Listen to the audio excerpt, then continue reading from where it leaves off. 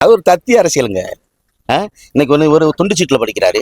நீங்க சொல்றீங்களா தாவேக்கா மாற்றுன்னு சொல்றீங்களா, அவர் பெரிய சீட்ல படிக்கிறாரு. அவருடைய பேரவை பேப்பர்ல வாசிக்கிறாங்க. விஜய் மத்திய தொகுதி விஜய், மேற்கு தொகுதி விஜய், திருப்பரங்குன்றம் விஜய், உசிலம்பட்டி விஜய் அப்படிங்கிறது அவர் பேரவே வந்து பேரை வந்து வாசிச்சு பெரிய பேப்பர்ல சீட்ல எழுதவே இவனத்தை வந்து நாட்டை வந்து நீ வந்து கட்டி அமைச்சு பெரிய மாற்றத்தை கொண்டு வந்துட போற. ஒரு பத்திரிகையாளர் சந்திப்பை செய்ய சொல்லுங்க அப்ப விஜய் அவர்களை. 41 பேர் செத்து விழுந்தாருங்க. இலை விழுந்துச்சுன்னா இலை வீட்டுக்கு நம்மதே போவோமா?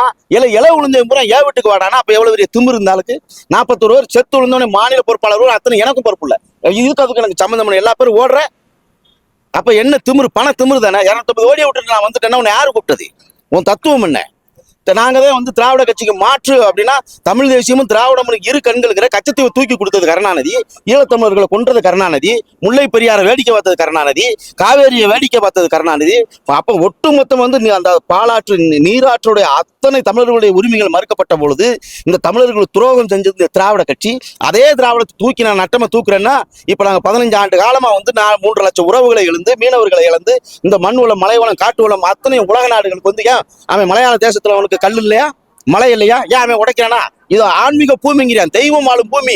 ஒரு கல்லை எவனும் உடைக்க முடியாது, ஒரு பட்டு மண்ணை கூட தொட முடியாதுங்கிறான் அங்க இருக்க அந்த பினராயி விஜயன் அவர்கள். அப்ப இங்க இருக்க வந்து திருநெல்வேலியிலிருந்து கன்னியாகுமரியிலிருந்து அப்படியே வந்து பாத்துட்டீங்கன்னா தேனி வரைக்கும் இருக்கிற மலை வளத்து பூரா உடச்சு எடுத்துட்டு போறியா, அவனுடைய கழிவை கொண்டு வந்து இங்க கொட்டுறான். அப்ப இவன் வேடிக்கை பார்க்கறான். அப்ப இந்த தேசத்தை நாசமாக்கியதுன்னு இலவசம். வீட்டுக்கு அண்டா குண்டா கோழி ஆடு மாடு இப்படியாங்க எந்த மாநிலத்தில் இந்த கேவலப்பட்ட உழைப்பு நடக்குதா? அதே இடத்துல நானும் வந்து எல்லாருக்கும் வந்து ஒரு ஸ்கூட்டர் தாரேன், இதுவே வந்து என்னுடைய கொள்கை அறிக்கை அப்படின்னா இது எவ்வளவு ஒரு மானங்கட்ட உழைப்பு. அப்ப மீண்டும் இந்த இளைஞர்கள் வந்து மடைமாற்ற வேலையா இல்லையா விஜய்க்கு? நீ ஒரு பத்திரிகையாளர் சந்திப்பு செய், 4 பேர் கேட்கட்டும், உங்களை மாதிரி கேட்கட்டும். நீ என்ன தத்து வச்சிருக்க? திராவிடம்னா என்ன, தமிழ் தேசியம்னா என்ன, பேசு. நீ பாப்போம், நீ பேசு. 850 மீனவர் செத்துருக்கானே, தேனி திண்டுக்கல் மதுரை ராமநாதபுரம் ஓடி பாய்ந்த 6 வைகை ஆறு, முல்லை பெரியாறு இன்னைக்கு பூரா வறண்டு போச்சு. என்ன காரணம்? இதை பேச பார்ப்போம். இன்னும் வந்து கன்னடை வந்து குறுக்க வந்து அணை கட்டுறியான், இன்னும் 100க்கும் மேற்பட்ட அணைகளை கட்டி தண்ணிகளை பூரா நுப்பாட்டுறியான். அங்க தஞ்சை தரணியில் உள்ள விவசாயி பூரா தோண்டின கிணற்றில் செத்து சாகுறி, அவங்களுக்கு தெரியாது ஒண்ணும் இல்ல உள்ள சாகுறி. அதுக்கு மாற்று வழி நீ என்ன சொல்ல போற? பூரா சாராய கடை தொடர்ந்து இளைஞர்கள் பூரா நாசமா போறான், தற்குறியா அலையிறான். 41 பேர் ஒரு தலைவனை எந்த நிலப்பரப்புல இல்ல, மலையாளியோ கன்னடனோ தெலுங்கனோ இப்படி இருட்டுல திரைப்படத்துல வந்து இப்படி இருட்டுல தலைவனை தேடவே இல்லைங்க. உண்மையான சண்டை ஓட்டவே என் தலைவன். 3வது வல்லரசு அந்த நாடுகளை வந்து அடிச்சு நொறுக்கியது வந்து என் தலைவன் தான், தமிழீழ தேசியத்தினுடைய தலைவர் வந்து பிரபாகரன். அப்ப நீ ஒரு பொய் சண்டை ஓட்டவனை வந்து இந்த இளைஞர் கூட்டம் வந்து கைதட்டி ஆரவாரப்படுத்தி அவனை வந்து வரவேற்கிறாங்கிறதுக்காக அது பெரிய ஓட்டு வங்கியெல்லாம் மாறாது. நயன்தாரா வந்தாலே 4 லட்சம் பேர் கூடுறான், புரிஞ்சுங்களா? இந்த மண்ணில் யாரும் அதாவது வந்தார வாழ வைக்கும் தமிழ்நாடு, யாதும் ஊரே யாவரும் கேளீர் என்ற வாழ்வியல் கற்ப இங்க வந்தவனை எல்லாம் தலைவனாக்குறான். அப்ப நம்ம தமிழ் குடிகள் வந்து நிற்கும் பொழுது என்ன சாதிக்கிறான்? ஒருத்தருடைய சந்திப்புக்கு முன்னாடி நீ என்ன சாதி, நான் என்ன சாதி, தமிழர்களுடைய பார்வையை பற்றி. அப்போ வந்த மாற்றுமொழி பேசுறவனை தலைவனா ஏத்துக்கிறியான். அப்ப இங்க இருக்க பூர்வ குடிகள் வந்து தனக்குள்ள வந்து இடைப்பட்ட காலத்தில் இந்த 1957 இடைப்பட்ட காலத்தில் தென் மாவட்டங்களாக இருந்தாலும் சரி வட மாவட்டங்களாக இருந்தாலும் சரி பூர்வ குடி மக்கள் முட்டி மோதியதனுடைய விளைவு வந்தவனை மட்டும் தலைவனாக்குறது, தமிழை தாய்மொழியாக கொண்டவனை வந்து பகைவனா பார்ப்பது. இதுதான் தமிழர்களுக்கான நோய். அதை உடைத்தெறிவது என்பது நாம் தமிழர் கட்சிக்கு பிறகு வந்து இங்க வந்து மல்லர்களும் மறவர்களும் முட்டி மோதிய இந்த மண்ணில், பறையர்களும் படையாட்சியும் முட்டி மோதிய இந்த மண்ணில், கவுண்டர்களும் கோனார்களும் முட்டி மோதிய இந்த மண்ணில், நாடார்களும் பல்லர்களும் முட்டி மோதிய இந்த மண்ணில், இதே மண்ணில் நாங்கள்லாம் தமிழர்கள், எங்கள் முன்னோர்கள் ராஜராஜ சோழன் பிடித்த அதே புலிக்கொடியை வந்து ஒட்டுமொத்த தமிழ் சமூகமும் குடிய அரசியல் ஒரே எங்களுடைய தாய்மொழி தமிழ், நாங்கள் இனத்தால் தமிழர்கள் என்று அண்ணன் செந்தமிழன் சீமான் அவர்களுடைய கரத்தை வலுப்படுத்துவதற்கு அவர் கொண்ட கொள்கை கோட்பாடுகளை ஏற்றுக்கொண்டு லட்சம் தமிழர்கள் ஒன்று கூடுவதற்கு தயாராகிவிட்டார்கள். இன்னும் வரும் காலங்களில் திராவிடம் மீண்டும் வந்து இலவசங்களை கொடுத்து அதே மாதிரி இந்த அல்லக்கை இந்த தற்குறிகள் போன்று எனக்கு 2 சக்கர வாகனம் கொடுக்குறேன், மோட்டர் பைக் கொடுக்குறேன், வீடு கொடுக்குறேன், ஆடு வாங்கி தரேன், கோழி வாங்கி தரேங்கிற இலவசங்களை கொடுத்து மீண்டும் அதிகாரத்தில் உட்காந்து இருக்கிற மண் வளம் மலை வளத்தை பூரா சுரண்டி மீண்டும் நாசப்படுத்திடுவோம்னா ஒருபோதும் இந்த மண்ணில் வந்து விடமாட்டோம். அதற்காக இங்க இருக்க மலையாளி நாங்கள் எதிரியாக பார்க்கல, கன்னடர்களை எதிரியாக பார்க்கல, தெலுங்கர்களை எதிரியாக பார்க்கல. ஏனால் இது என்னுடைய நிலம், அதிகாரம் என்பது எனக்கு இருக்கணும், வா எனக்கு பின்னாடி நில்லு, எல்லாரும் வாழலாம். ஆனா ஆளும் உரிமை என்பது தமிழர் எமக்கே உண்டுங்கிறார் எங்க அண்ணன். அதற்காக மாற்றுமொழி பேசுற மக்களை பூரா வந்து நீ ஓடிரு, நீ இருக்கக்கூடாதுங்கிற நோக்கம் இல்லை. இன்னைக்கு எங்க அண்ணன் சீமான் அவர்கள் பேசவில்லை என்றால் வலைதளங்களில் வெளிச்சம் இல்லை. என்னன்னே சரிதானா? சீமான் அவரை பேசாம தொடாமல் வலைதளங்களில் எவனுக்கு வெளிச்சம் இல்லை. அவரை பேசினாத்தான் அரசியல், இல்லைன்னா எதை பேசுவீங்க? எதை பேசுறீங்க? ஆடு மாடு மண் வளம் மலை வளம் கடல் வளம் கடலமா மாநாடு மரம் மாநாடு தண்ணீர் மாநாடு ஒட்டுமொத்த பிறப்போக்கும் எல்லா உயிருக்கும் பேசுறது யாரு? சீமான் தானுங்க. ஆமா, இப்ப உள்ள எல்லாம் என்ன சொல்றாங்கன்னா, சீமான் வந்து மாடோடையும் மரத்தோடையும் இயற்கை வளங்கள்ல போற மீட்டிங்ல விமர்சனப்பட்டாங்க. கருத்து கணிப்பாளர் என்ன சொல்றாங்க, விஜய் வந்ததுக்கு அப்புறம் சீமானுக்கு வர வாக்கு சதவீதம் குறையும் அப்படிங்கிற மாதிரி ஒரு செய்தி. சீமான் அண்ணன் சீமான் அவர்கள் ஏதோ போற போக்குல கட்சி ஆரம்பிச்சு ஒரு ஒரு ஒரு திரை கவர்ச்சி, ஒரு பண கவர்ச்சியில வந்து அப்படியே எல்லாத்தையும் வந்து உருவாக்கி அப்படிலாம் கொண்டு போல. ஒன்று ஒன்றா தட்டி தட்டி சாதி மதங்களை வந்து அழித்து தமிழ் உணர்வை ஊட்டி நமக்கு நடந்த கொடுமைகள் எல்லாம் வந்து சுட்டி காட்டி மீனவர்களுடைய வாழ்வியல் ஆதாரமும் நம்ம அழிக்கப்பட்டதும் எதனால வந்து நாம் அழிக்கப்பட்டோம்னு ஒவ்வொரு தம்பிகளுக்கும் கருத்தியலா வந்து ஒரு தாய் தன் குழந்தைக்கு பால் ஊட்டுவது போல வந்து தமிழ் உணர்வை ஊட்டி ஊட்டி ஊட்டி ஊட்டி ஊட்டி வளர்த்து கட்டமைக்கப்பட்டு 16 ஆண்டு காலத்துல நிக்கிறது வந்து ஏதோ ஒரு திரைக்கவர்ச்சியில வந்து வந்தேன் போனே வந்து நிக்கிறேன் வேடிக்கை பார்க்கறவன்லாம் வந்து கூட்டமாயிரும். இந்த கூமாப்பட்டி தங்கப்பாண்டின்னு ஒருத்தர் கேள்விப்பட்டிருப்பீங்களா? எங்க நினைப்பான் பாருங்க, அவன் தம்பிதான் கூமாப்பட்டிக்கு வந்திருந்தேன். அந்த சாந்தினியா ஒரு புள்ள அன்னைக்கு 10,000 பேர் இருந்தேன். 10,000 பேர் ஓட்டாயிருமா? கூமாப்பட்டியில் 10,000 பேர் இருந்தாங்க அந்த அம்மாவை பார்க்கறதுக்கு. அது ஊரை ஓட்டாயிரம் முடியும். எனக்கு நாம் தமிழர் வந்து இரும்பு கோட்டைங்க, கட்டமைக்கப்பட்ட கோபுரம். சாதாரணமா வந்து கொசுலாம் வந்து கோபுரத்தை வந்து உடைச்சிருங்கிறது வந்து நாங்கள் ஏற்றுக்கொள்ளவே மாட்டோம். நீ ஒரு கட்டத்தில் தமிழ் தேசியம் எப்பெல்லாம் வளருதோ அப்பெல்லாம் வந்து பார்த்தீங்கன்னா ஒரு தலைவர் வந்து அனுப்பப்படுவார். ஒரு கட்டத்தில் ஈழ போராட்டங்கள் கொஞ்சம் ஓங்கி நிற்கும் பொழுது விஜயகாந்த் வந்தார். அப்புறம் அதுக்கப்புறம் இன்னைக்கு உலக நாயகன் கமலஹாசனோட ஒரு பெரிய ஒரு நடிகர் யாரும் கிடையாதுங்க. கமலஹாசனோட போன எலெக்ஷன்ல தனிச்சு நின்றாரு. இந்த எலெக்ஷன்ல வந்து பாருங்க ஒத்த சீட்டை கொடுத்து உட்கார வச்சிட்டேன். பாவம் என்னங்க குடும்ப ஆட்சின்னு சொன்னீங்க, இன்னைக்கு இப்படி கூட இருக்குன்னு சடக்கு அப்படி பின்பலியா ஓடுறாரு. அத மாதிரி விஜய் வந்து பெரிய அறிவுபூர்வமான பெரிய ஜாம்பவான்லாம் ஒன்றும் கிடையாது. வெளியில என்ன ஏதாவது ஒன்று பேச முடியுமா? இந்த மரத்தை பத்தி அவருக்கு பேச முடியுமா? இந்த மக்களோட கஷ்டம் தெரியுமா?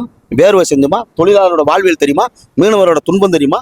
இறப்புனா என்னன்னு தெரியுமா? இழவுனா என்னன்னு தெரியுமா? தத்துவம்னா என்னன்னு தெரியுமா? தமிழ்னா என்னன்னு தெரியுமா? மொழினா என்ன தெரியுமா? விஜய்க்கு என்னங்க தெரியும்? சொல்லுங்க. ஒரு 5 நிமிடம் நீ சரியான தரமான ஆள், ஒரு 5 நிமிடம் நீ பேசு, மக்களை பத்தி பேசு, பத்திரிகையாளர் சந்தி, இளைஞர்களை சொல்லி நான் தாண்டா மாற்று, திராவிடம் என்பது இதாண்டா, தமிழ் தேசியம் என்பது இதாண்டா, இதுக்கு தாண்டா நான் வந்திருக்கேன், நான் 250 கோடி நான் வந்து வாங்கினேன் சம்பளம், நான் மக்களுக்காக நிக்கிறேன்டா, நான் இதை பேசுறேன்டா. ஒரு சின்ன ஒரு கூட்டத்துல காற்றாட்டு வெள்ளத்தை 2 முட்டினது மாதிரி முட்டை விட்டு 41 பேர் இளைஞர்கள் நிறைமாத கற்பனையும் பச்சிலும் குழந்தையும் செத்து நிக்கிற ஓடுற. நீ 30 நிமிஷத்துல வர்றதுக்கு 8 மணி நேரம் நீ பிளேட்டை பிடிச்சு ஓடுற. இதுல இவங்க என்ன மாற்றத்தை கொண்டு வந்துட முடியும்னு நினைக்கிறீங்க? இது முழுக்க வந்து இந்த மண்ணுக்கான இது ஒருபோதும் நாம் தமிழர் கட்சியினுடைய வாக்கை சிதைக்காது. இன்னைக்கு 8.2 2026 என்பது நாம் தமிழருடைய ஆட்சி அதிகாரம் என்பது எங்கள் தலைவன் மேதகு பிரபாகரன் கண்ட கனவு இந்த மண்ணில் உருவாகும். கச்சத்தீவை மீட்போம், தனி ஈழம் என்பது அமையும். அது இன்னைக்கு கண்டிப்பாக நாங்க வந்து சபதம் ஏற்பதற்காக நாங்க வந்திருக்கோம். சின்ன குழந்தை 8 வயசு குழந்தை பேச சொல்றோம். விஜயோட ஒரு 8 வயசு குழந்தை வந்து பேச சொல்லுங்க, யார் ஜெயிக்கிறாங்க பார்ப்போம். ஓட்ட கூட 2வது தூக்கி வச்சிருவோம். 2 பேர் நாங்க எங்க தரப்புல இருந்து ஒரு 8 வயசு 5 வயசுல ஒரு குழந்தை இருப்போம். என் மகன் 3 வயசுக்காரன் பேசுவேன்.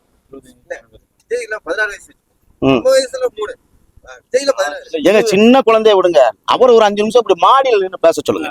5 நிமிஷம் மாடியில வச்சு இங்க பாருங்க, அங்க வந்து இலங்கையில அப்படி நடந்திருக்கு, மீனவர்களை சுட்டுக் கொண்டிருக்கேன், முல்லை பெரியாறு காவேரி, அத நாசகார திட்டங்கள், தமிழ் மொழி இல்ல, ஆட்சி அதிகாரம் இல்ல, ஏதாவது பேச சொல்லுங்க, நீங்க பாப்போம். எங்க 3 லட்சம் பேர் தமிழர்களை கொன்று குவிக்கும் பொழுது அவங்க அப்பா எஸ் ஏ சந்திரசேகர் வந்து, அதாவது ஐநா சபையில வந்து ஐக்கிய நாட்டு சபையில வந்து இந்த ராஜபக்ச குற்றவாளியை நிப்பாட்டணும் ஒரு கையெழுத்து போட்டது கேட்டாருங்க. போட முடியாதுனாரு. இன்னொன்னு வந்து பாத்துட்டீங்கன்னா அவர் யாரு? இந்த மண்ணுக்கு விஜய்க்கு என்ன சம்மந்தம் இருக்கு? அவர் தமிழரா? அவர் எந்த ஊரு? அவர் குலதெய்வம் என்ன? அவர் குடி என்ன? அவர் வரலாறு என்ன? வாங்க உட்காந்து பேசுவோம். சீமான் யாரு? அறநூறு. அவர் அப்பா யாரு? அவர் அம்மா யாரு? அவர் பேசிய மொழி என்ன? அவருடைய உற்றார் உறவினர் யாரு? அவர் குலதெய்வம் யாருங்கிற எனக்கு தெரியும். இவரை பிடிச்சா ஒரு குலதெய்வம், இவரை பிடிச்சா அவர் யாருங்க? சீமான். இவர் விஜய் யாருங்க? சொல்லுங்க பார்ப்போம். அவங்க அப்பா சொல்றாரு எனக்கு தமிழே தெரியாதுங்கிறாரு. அவங்க அம்மா இந்த இப்ப நான் ஹைதராபாத்ல இருந்தேங்க, நான் இப்பதாங்க இப்போ வந்தேன்.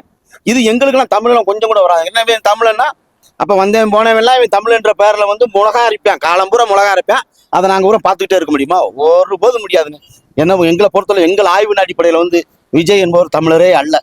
எப்படி வந்து நம்ம சுப்ராயலு, பனங்கல் ராசன், சுப்ராயன், இதை தொடர்ந்து இந்த எம்ஜிஆர், கருணாநிதி, ஜெயலலிதா அந்த வரிசையில அந்த திரைக்கவர்ச்சியின் அடிப்படையில வந்து ஒரு 100 கோடியை போட்டு அப்படியே அதுல லாபம் எடுப்பான் பாருங்க. அது மாதிரி திரைக்கவர்ச்சியை வைத்து இந்த தமிழர் நிலத்தை ஆண்டு விடலாம் என்ற கனவு விஜய்க்கு ஒருபோதும் பலிக்காது. இன்னொரு தலைமுறைகள் விட மாட்டோம். அவருடைய பகல் கனவு ஒருபோதும் வெல்லாது. இந்த 41 பேருக்கு அவரால் பதில் கொடுக்க முடியல. 41 பேர் செத்தாரே, அவர் பதில் சொல்லுங்க, எதுக்கு செத்தாரு? என்னடா இருக்கும்? நம்ம இன்னைக்கு 5000 சேர் போட்டிருக்கோம். ஒரு சேர் உடச்சதா சொல்லுங்க அப்போ. நம்மளுடைய கூட்டத்தில் ஒத்த சேரு நாம் தமிழர் கட்சிக்காரன் உடச்சிட்டான்னு சொல்லுங்க அப்போ. அதே நேரத்தில் இந்த தற்கொலை கூட்டம் 10,000 சேர் இருந்தாலும் 10,000 உடைச்சிருவேன். அப்ப நீ என்ன சொல்ல போற? நீ இந்த மரத்துல ஏறுற, இந்த கரண்ட் கம்பியில ஏறுற, இந்த மெத்துல ஏறுற, இதுல ஏறுற, என்னங்க நோக்கம்? என்ன சொல்ல வர? என்ன சொல்ல வர? இது ஒருபோது எங்க மண்ணுக்கு இல்லாததுங்க. இது என் நிலம், இது என் மண்ணு. அதற்காக மாற்றுமொழி பேசுகிற மக்களை நாங்கள் எதிரியாக நினைக்கல. எனக்கு இருக்கு அதை வடவெங்கடம் தென்குமரி ஆயிடும் தமிழ் கூறும் நல்லுலகங்கிறியா. என் உலகம் முழுவதும் என்னுடைய நிலப்பரப்பு இருக்கு. சிந்து சமவெளி நாகரிகமாக இருந்தாலும் தோணுனா என்னுடைய 3000 ஆண்டுகளுக்கு முன்பாக என்னுடைய தமிழ் எழுத்து இருக்கு. என்னுடைய நாகரிகம் உலகம் பூரா மெசபதோமியா நாகரிகமா இருந்தாலும் சரி, 2வது செமிட்டிக் அக்காடிய மொழிகளுடைய தமிழ் எழுத்துக்கள் உலகத்துல அத்தனையும் வந்து நம்ம தான் இரவல் கொடுத்துருக்கோம். புரிஞ்சுட்டீங்களா? இது ஒரு பொழுது நீ ஏதோ 4 படம் நடிச்சுட்ட, அந்த கவர்ச்சியை வச்சு மீண்டும் வந்து நான் உட்காந்துருவேன், நாங்க கை தட்டி உன்னை நடிச்சிருவோம், உன்னை ஆளை விட்டு பாத்துருவோங்கிறிய. அது ஒருபோது நடக்காது. 3.5 லட்சம் தமிழர்களுடைய ஆத்மா, அந்த இராணுவம், அந்த கட்டமைப்பு என்பது எங்களை வழிநடத்துகிறது. எங்கள் முன்னோர்கள், எங்கள் சித்தர்கள், எங்கள் ஞானிகள், இறந்தவர்கள் அத்தனை இந்த பிரபஞ்சத்தினுடைய வாழ்வியலோடு எங்களோட தொடர்புகள் இருக்காங்க. அவங்க தான் எங்களை வழி நடத்துறாங்க. செந்தமிழன் சீமான் அவர்கள் அரணையூர் என்பது தமிழை அரணாக காத்த ஊராக அந்த இடத்துல ஒரு சீமான் ஒருத்தர் பிறந்திருக்கிறார். புரிஞ்சுட்டீங்களா? வல்வெட்டித்துறைனா என்ன? வல்லரசவே வந்து வெட்டி வீழ்த்திய பிரபாகரன் என்று சொல்லப்படுகிறது. அந்த ஊரோட பேர் வல்வெட்டித்துறை என்பது. அப்ப 30 நாடுகள் சேர்ந்து ஒருத்தனை அடிச்சான்னா வல்லரசு யாரு? பிரபாகரனா? அந்த 30 நாடா? யோசிச்சு சொல்லுங்க பார்ப்போம். பிரபாகரன் தான் வல்லரசு. பிரபாகரன் தான் வல்லரசு. நீ தரமான ஆம்பளை சிங்களவன், நீ நல்ல ஆத்தாள காப்பலுக்கு பிறந்தவன், ஒரு ராணுவத்தை மட்டும் வச்சு எங்களுடைய எல்லையை நீ தொட்டுட்டு போடா பார்ப்போம். முடியுமா? 30 நாடு இருந்தியா இந்தியா தலைமையேற்றது. ரேடார் கருவியை கூட பயன்படுத்த தெரியாது அவனுக்கு, சிங்களவனுக்கு.